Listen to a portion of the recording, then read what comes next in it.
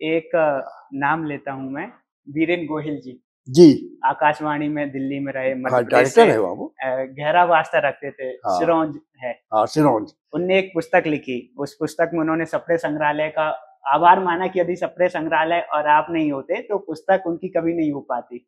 उसमें क्या उनकी हुआ भ्रूण हत्या हो जाती उस पुस्तक में। उन्होंने उसका ये फायदा था, उन्होंने एक बड़ी सीरीज चलाई थी रेडियो में। हाँ। और वो सीरीज सवेरे प्रकाश खूब पॉपुलर सीरीज थी, नाम चाहिए एक बाप का। हाँ। ये जो रेड लाइट एरिया होते हैं, हाँ। इनके बच्चों का कुछ भविष्य नहीं, वर्तमान में नहीं, भविष्य भी नहीं होता उनका। उन्हें यही पता नहीं होता वो किनकी संतान, इसलिए माँ का नाम लिखा जाता है। ऐसी एक बड़ी मार्मिक उनकी एक श्रृंखला चली, नाम चाहिए एक बाप का, वो बच्चों का। और वो उनके पास एक ही हस्तलिख कापी थी उसकी, और हो गए।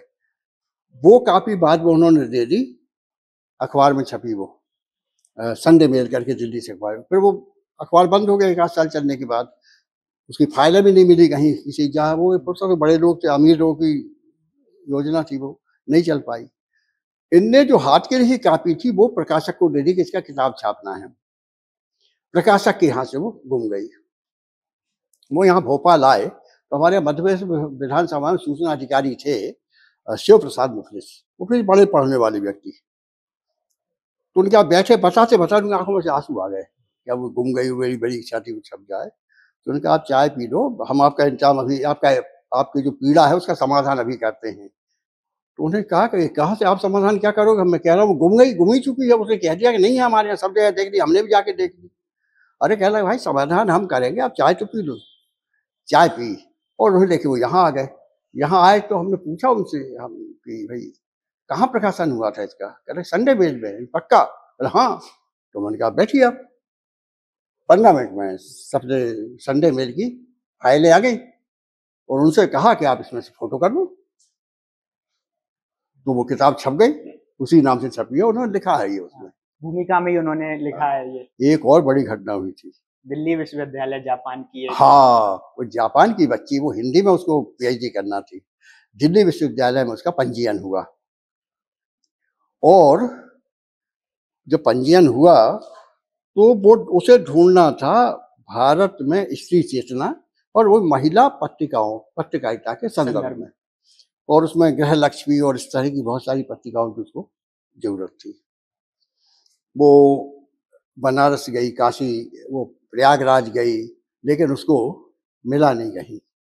दिल्ली में भी जहाँ खोजा होगा, दिल्ली में एक जगह तो मारवाड़ी पुस्तकालय है जहाँ बहुत सारी चीजें, बड़ी अच्छी लाइब्रेरी है पुराने समय की सामग्री के हिसाब से। तो निराश हो गई वो।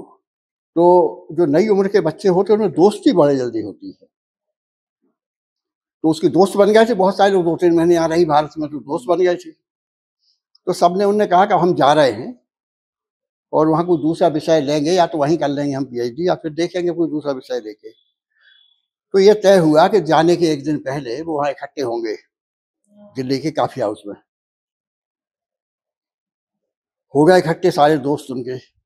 वहाँ काफी हाउस जो होते हैं ये नाश्ते के चाय के अड्डे नहीं होते, ये बैठ के चर्चा करने के अड्डे होते हैं। और बड़ा हमारे राजनीतिक बहस में वहाँ से सारे, हमारे लोहिया जी का तो बड़ा अड्डा था दिल्ली का काफी हाउस, अभी भी जेएनयू का गंगा ढाबा काफी।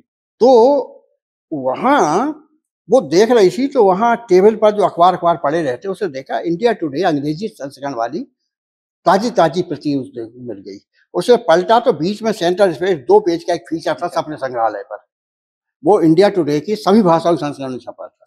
और उसमें जो बीच में जो बॉक्स जैसे बना देते हाईलाइट, तो उस बॉक्स में उसको जो नाम मिला उसमें 3 नंबर में गृहलक्ष्मी का नाम था। तो उसने फिर पूरा फीचर पढ़ा वो, और उसने कहा कि भाई अब आपको नहीं करना है इसका भुगतान भी हम ही करेंगे, और हम जापान नहीं जा रहे, हम भोपाल जा रहे हैं। और 3 महीने यहाँ रह के उसने सारे नोट्स वगैरह दिए, उसकी पीएचडी हो गई। तो ये होता है आज भोपाल से अकेले मध्य प्रदेश शुरू तो हुआ था मध्य प्रदेश से ही, लेकिन हिंदुस्तान के अधिकांश विश्वविद्यालयों के शोध छात्र सप्रे संग्रहालय में आते हैं, यहाँ बैठ के अपना संदर्भ सामग्री का लाभ उठाते हैं। मैं संख्या देख रहा था, लगभग 1400 से अधिक विद्यार्थी। 1238। अच्छा, हाँ, इसमें ही बढ़ जाएंगे क्योंकि शिकागो विश्वविद्यालय के लोग आए, 3 और 5 विद्यार्थी आए शिकागो विश्वविद्यालय से, तो वही बढ़ते जाएगा, विदेशों से भी आ रहे हैं बराबर। लगातार जुड़े रहने के लिए आयुक्त को सब्सक्राइब जरूर करें।